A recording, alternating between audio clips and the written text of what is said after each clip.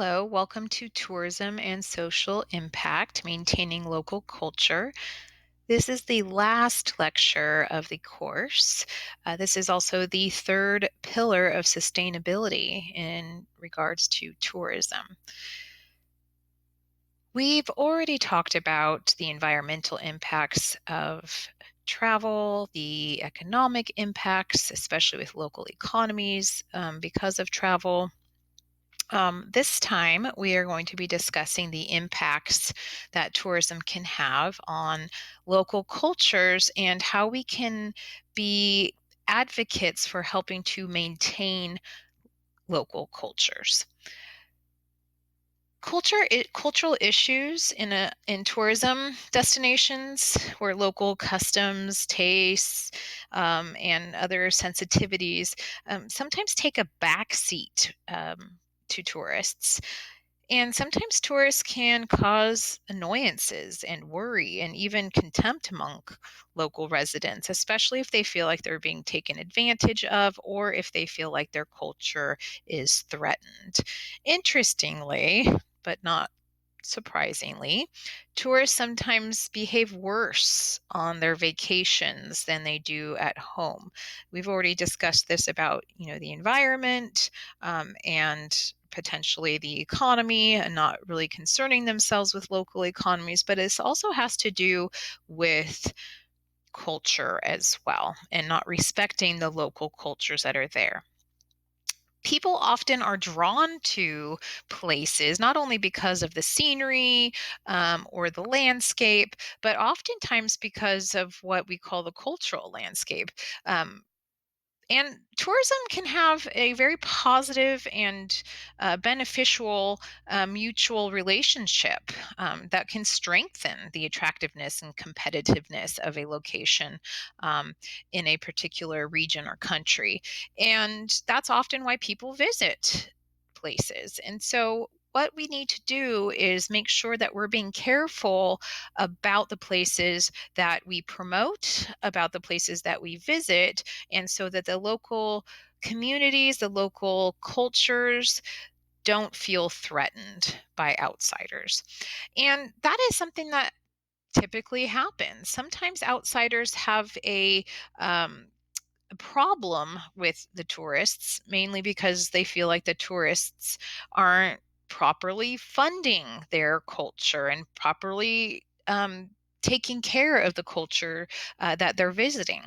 And there is a need to create sustainable relationships and avoid damaging cultural resources. We talked about this when we discussed the environment and tourists not treating land properly, disposing of garbage improperly, and this can be a huge impact on a culture.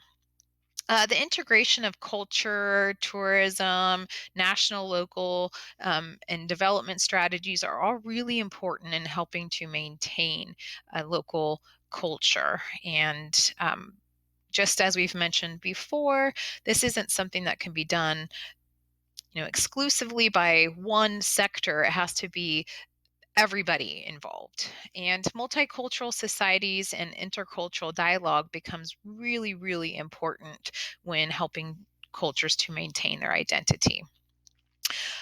Sometimes local cultures feel a sense of strangeness in their own city.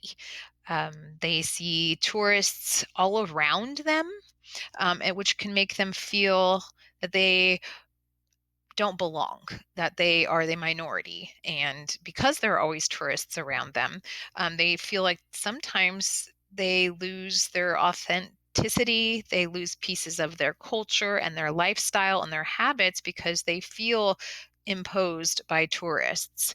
And sometimes they can feel exploited as tourists are commercializing the hospitality that is given by locals. If locals are feeling being taken advantage of, they oftentimes will resent the tourists that are visiting.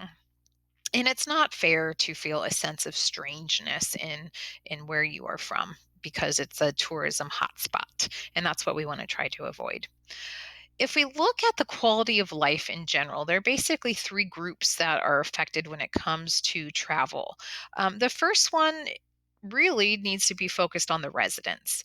The residents are looking for a quality of life. If tourism is going to come to their location, they're looking for jobs. They're looking for their environment to stay intact, their resources to still stay available to them.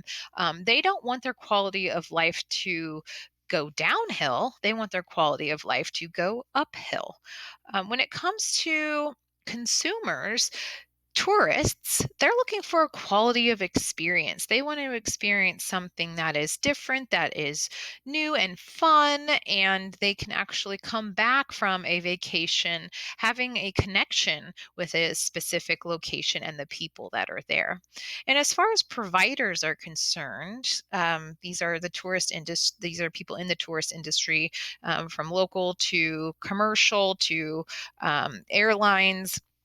They're looking for a quality of opportunity. And so, really, sometimes what happens is that overshadows the consumers, and the providers really overshadow what the residents are looking for. And that's just an increased quality of life, an increased standard of living, which should ultimately be the goal of local communities as they open themselves up to as a tourist destination.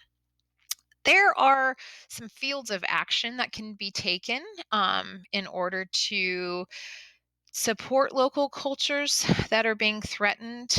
This is something that 2020 was supposed to focus: improved spatial distribution of visitors, the overcrowding issue, trying to prevent too many people to being in one location at one time. And oftentimes that people were thinking about and already started to implement the distribution of visitors, more time management, more regulation, incentives through creating itineraries, making reservations to have to see certain places at certain times to prevent too many people at being at one place at one time, making the benefit of the inhabitants clear, showing that the benefits to the people that live there, they should benefit from visitors, not the opposite of that. Tourism does offer benefits, and in creating city experiences and increasing income, but that sometimes can take a negative turn. So we want to make sure that we're offering benefits to the people, the locals, the cultures that exist and that existed before tourists started to even show up, by communicating with and involving local stakeholders, getting the community involved and having them appreciate tourism, and having tourism appreciate the people that are there as well. And communication approaches towards visitors. This is really, really important. Communicating with and involving visitors and improvement of infrastructure. So, letting the people who are traveling to these places not only enjoy the improvement of infrastructure, but also communicating to visitors about how to approach and communicate with the locals. And there are 10 specific ways, and this is from UNESCO. The source is from UNESCO, and these are 10 ways to support local communities and cultures. And the first one is to integrate local cultural elements into the hotel environment. So even if it's a commercial hotel, large hotel chain, hotels have the opportunity and really the responsibility to use local products in their decorations, and even their architecture should match that of the local culture. Um, we want to avoid over commercialization of local culture products. So we want to be tasteful and provide local products rather than replicas of local products coming from outside as imports. We want to provide guests with simple phrase books, cultural advice. So this is kind of like the to do and not to do in a cultural setting. For example, an extra dose of like Thai-ness to a tourist's experience if they're visiting Thailand. What does it mean to be Thai? How should people behave? What is considered taboo in a particular culture? This is something that is a responsibility of the tourism industry to give to the tourists that are visiting certain places to help those local cultures in that communication piece. It is also an idea. This is also an idea to create an exhibition or display corner in a local culture in the hotel. So, along with the decorations and architecture, also giving some information about the local culture. The traditions, the customs. Some of the things that can be expected, so there's really no major shocks to the tourists that are visiting cultures that may be very, very different than their own.